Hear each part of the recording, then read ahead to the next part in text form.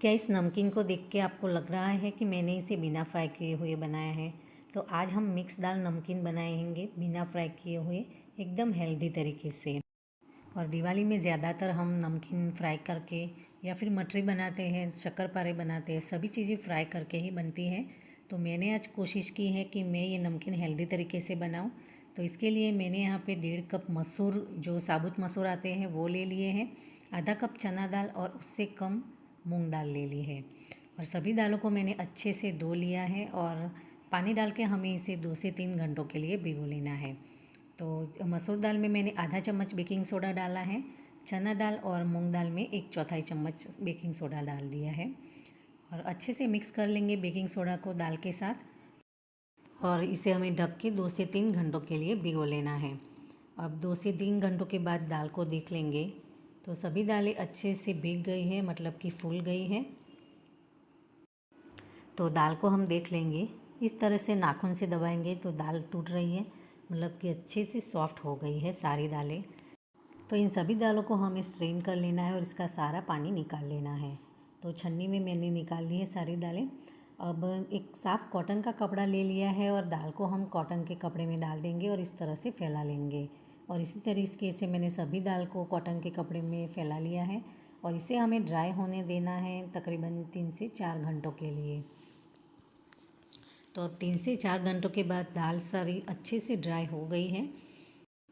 अब इन सारी दालों को हमें सेकना है। तो पहले एक बर्तन में ले लेंगे। तो मैंने पहले मसूर की दाल ले ली है, आप देख सकते हैं अच्छी सी ड्राई हो गई है। तो इसे सेकने के लिए हमें चाहिए नमक। तो ये नमक मैंने पहले यूज़ किया हुआ है, इसीलिए इसका कलर डार्क है। और नमक को हमें पहले गरम कर लेना है। अब थोड़ी देर के बाद आप देख सकते हैं नमक गरम हो गया है। तो अब हम इसमें ऐड कर देंगे मसूर। तो पहले मैं आधा मसूर डालूँगी और इसे हमें सेक लेना है और आधे मसूर मैं दूसरे बीच में सेक लूँगी। अब हमें इसे 15 मिनट के लिए मीडियम फ्लेम पे सेक लेना है, या फिर आप इसे निकाल के टेस्ट भी कर सकते हैं। क्रिस्पी हो जाए तब तक हमें इसे सेक लेना है और गैस की फ्लेम हमें मीडियम रखनी है। तो वैसे ये मसूर ड्राई हो गए थे, पर जब हम इसे सेकते हैं तो इसका अंदर जो मॉइस्चर होता है वो सारा निकलता है, इसीलिए इसके ऊपर नमक जो है चिपक जाता है।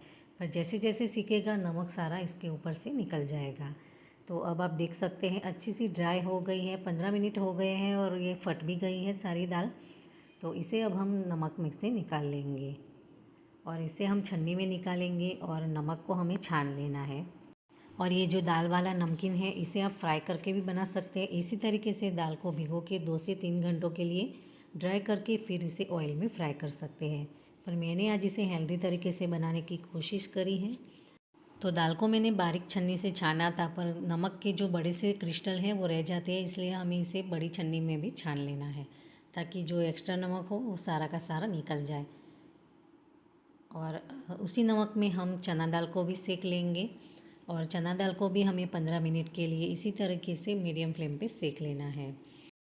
तो मैंने इस नमकीन में चना दाल डाली है, पर ये आप टोटली इसे स्किप कर सकते हैं, क्योंकि चना दाल को जब हम फ्राई करके बनाते हैं तो वो सॉफ्ट बनती है, पर इस तरीके से जब हम सेक के बनाते हैं तो दाल का जो दाना है वो साइज़ में बड़ा होता है, तो खाने में हार्ड लगता है। वैसे क्रिस्पी हो जाता है पर थोड़ा सा हार्ड लगता है। तो आप इस रेसिपी में चना दाल को स्किप कर सकते हैं। और चना दाल को भी हम इस तरीके से छान लेंगे और इसका सारा नमक निकाल लेंगे। अब चना दाल सीख गई है और इसी नमक में हम मूंग दाल को भी सेक लेंगे।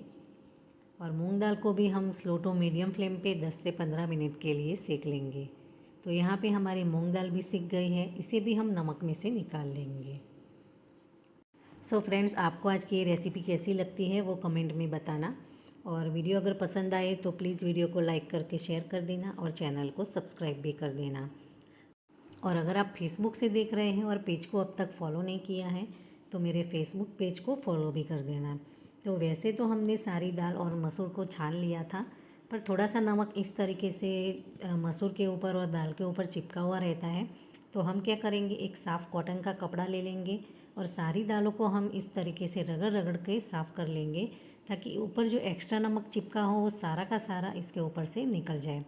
और सभी को मैंने इस तरीके से रगड़ लिया है अच्छे से।